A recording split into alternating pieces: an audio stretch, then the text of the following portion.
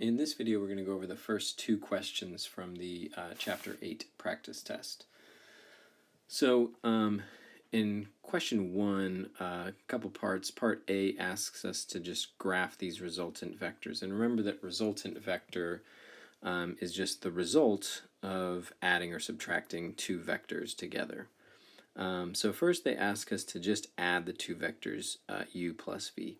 Now I should point out here, this picture that you're looking at, I've already done the work. I'm going to walk us through it, but I've already done it. This is not the picture you're given. On your picture, you just have this vector u here and this vector v.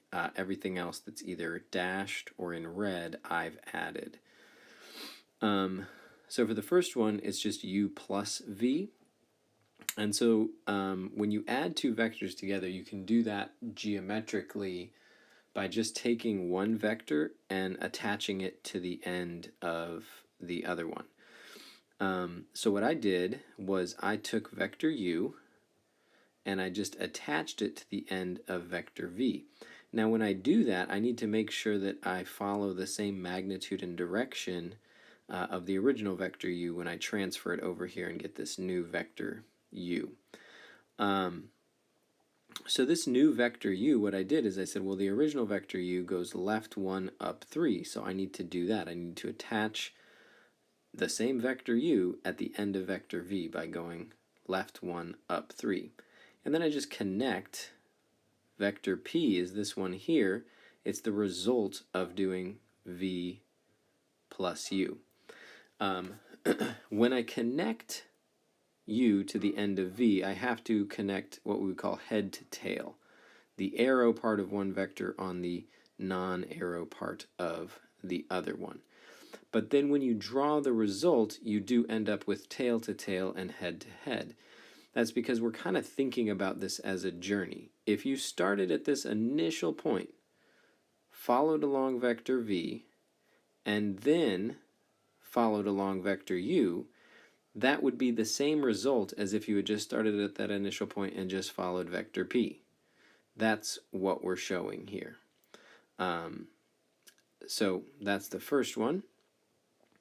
Then the second one, now it's 2u minus v. So the first thing I need to do is I need to think about what's 2u. Well, one way to think about that, and the way to think about this geometrically, is just draw two vector u's connected just like we did before, because, you know, think about algebra. 2x is the same as just x plus x. So 2u is just the same as u plus another u. So I just attached another u to the end of u here, going again left 1 up 3. And then when I attach v, I attach minus v. Now notice that the original vector v goes right 1, 2, 3, 4, and up 1, 2, 3. So minus v goes left 1, 2, 3, 4, and down 1, 2, 3. It's the exact opposite. Original vector v, right 4, up 3. Opposite of vector v, left 4, down 3. It's as if I multiplied the components of v by negative 1. Just like 2u is as if I multiplied the components of u by 2. Instead of going left 1, it goes left 2. Instead of going up 3, it goes up 6. And then I just attach, you know, we're thinking about this as adding the opposite, and then my result sort of completes the journey. If I went from here, 1u, 2u, and then backwards v, that's the same as starting at this initial point and just going vector q. The result is the same as this journey here. Important to note that the order in which I connect these things is not important. For the first one, I took this vector u and attached it to the end of vector v. I also could have taken vector v and attached it to the end of vector u right through here.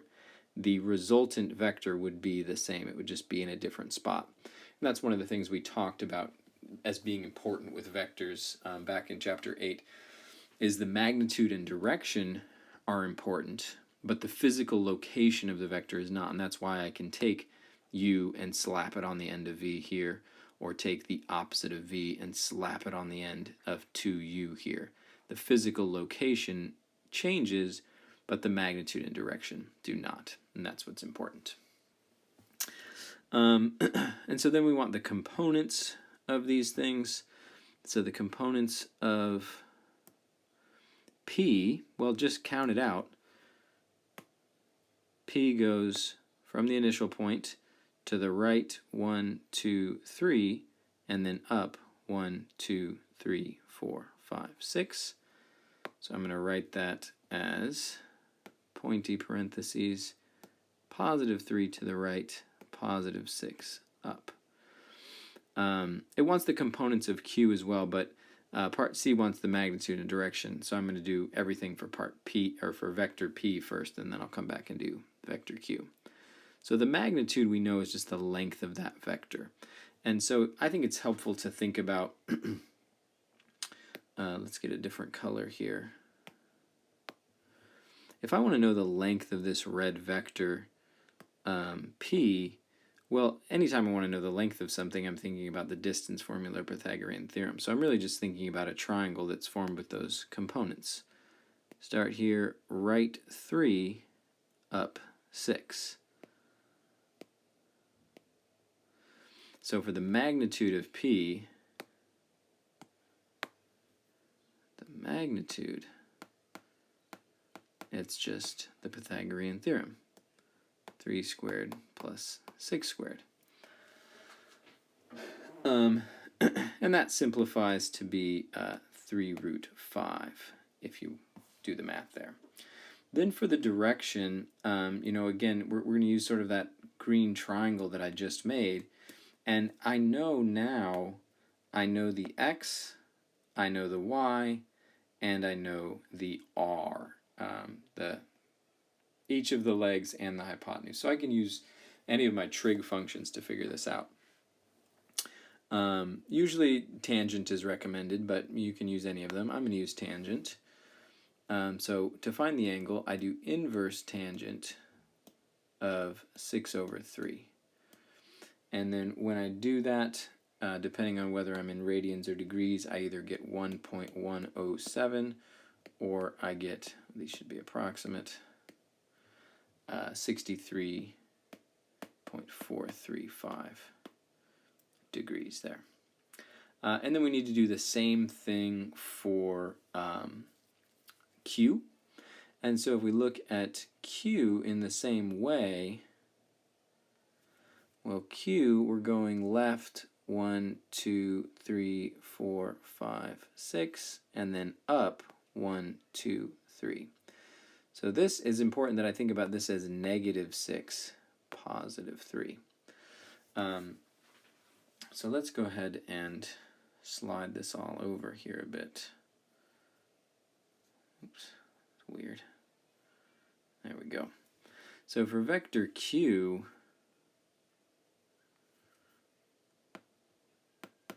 I'm going to write the components the other way just as a reminder that we can. It's -6i with the little arrow over it, plus 3j with the little arrow over it. So those are just to compare and contrast. With P, I wrote it with the components with the pointy parentheses. With Q, I wrote it in the unit vector form, we would call that.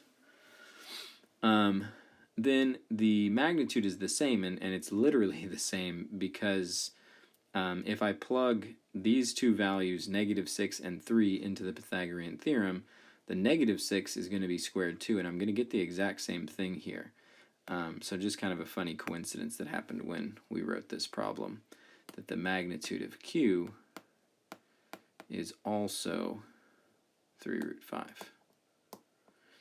Now for the direction, it's actually going to be flipped. It's inverse tangent now of 3 over -6. And so not only are the 3 and 6 switched, but we have the negative in here. And so if I do that on my calculator, what my calculator is going to tell me, if I'm in radians, is -0.465. And if I'm in degrees, it's going to tell me -26.565. But if I just look at the problem for a second here, I can see that that can't be correct. Looking at where Q is going, it's going from here to here. That doesn't make sense as an angle of negative 26. Negative 26 should be going kind of down and to the right here. So that doesn't make any sense. And so we remember that what's happening is my calculator won't always give me the correct angle measure. It's going to give me a possible angle measure, but not necessarily the one that I want, because I know those values are repeated around the unit circle. So I have to think about, okay, the calculator gave me something in quadrant 4. I really need something in quadrant 2. Because what the calculator did is the calculator does not know the difference between whether we have -6, +3, or +1, 2, 3, 4, 5, 6, -1, 2, 3. The calculator can't tell the difference, because when you put in -3/6, it just knows you put in -1/2. It doesn't know which one is negative. So it defaults to give you the one with the smallest absolute value. So what I need to do is I need to recognize that what is happening here is this is a straight line, despite the fact that my stylus draws it squiggly. So I need to add either 180 degrees or pi radians to get the angle that I really want.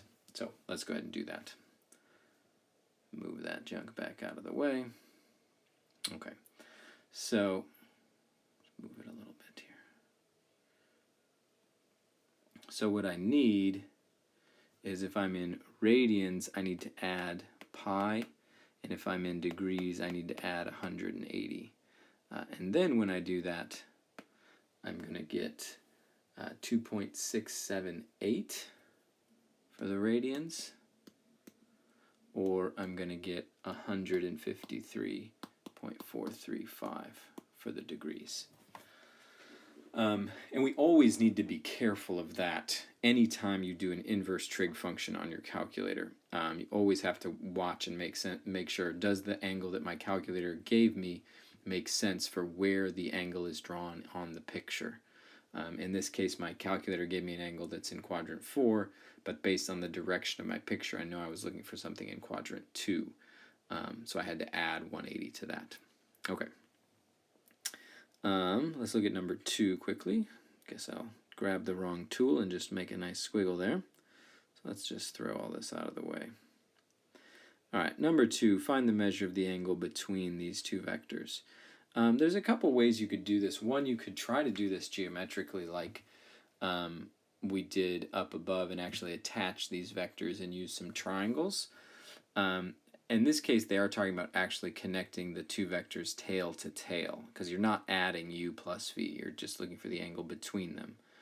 But for most people, it's easier actually in this problem to use the dot product. So that's what I'm going to go through. And one of the formulas that we had with the dot product is that u dot v is equal to the magnitude of u times the magnitude of v times the cosine of the angle in between the two vectors. So on the left, I need to actually find the dot product. So over here on the left, find the dot product. On the right, find the two magnitudes, and then just solve for that angle, theta. So dot product, hopefully we remember, is just multiply the x's, multiply the y's. So that's going to be 3 times 6 plus 5 times -9. Magnitude is just Pythagorean theorem like we saw in number 1. So that's the square root of 3 squared plus 5 squared, square root of 6 squared plus -9 squared times the cosine of the angle in between. So if we work out and simplify on the left-hand side, you're going to get -27 And then all this square root, because you square these things, add them, and then you have two things underneath the square root multiplied together, you can just multiply what's underneath that square root together, and you get the square root of 3,978 times the cosine of theta.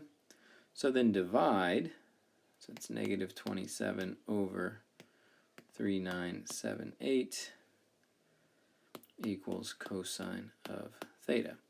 And so then to find theta, we just simplify the left-hand side and take the inverse cosine. So really I just need the inverse cosine of that. Get rid of my cosine there. Because that's what the inverse cosine does. It tells me what angle theta has a cosine of this. And so you just need your calculator to do that. And we're going to get theta is approximately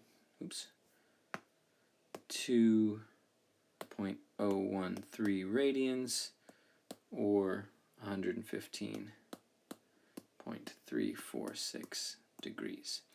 Now in the previous problem we said anytime you do an inverse trig function you should double check does your angle make sense for what the calculator gave you. Basically in this case it has to, as long as you type the numbers in correctly, because if the cosine is negative, that could be in either quadrant 2 or 3, but we want the smaller one because that's going to be the way that we would actually measure the angle between two things. If I were to just draw two random vectors here, vector, looks a little too much like a right angle, but that's okay. This is the angle theta that we're looking for, is the angle in between them. The other thing that your calculator would give you would be this, or that you could find on the unit circle would be this angle. But that's not the angle that we want. That's not what you would mean by intuitively by between the two vectors. You would measure the shorter way between them. Okay. All right, so that's numbers 1 and 2. Keep watching the playlist or click ahead in it to find the remaining questions.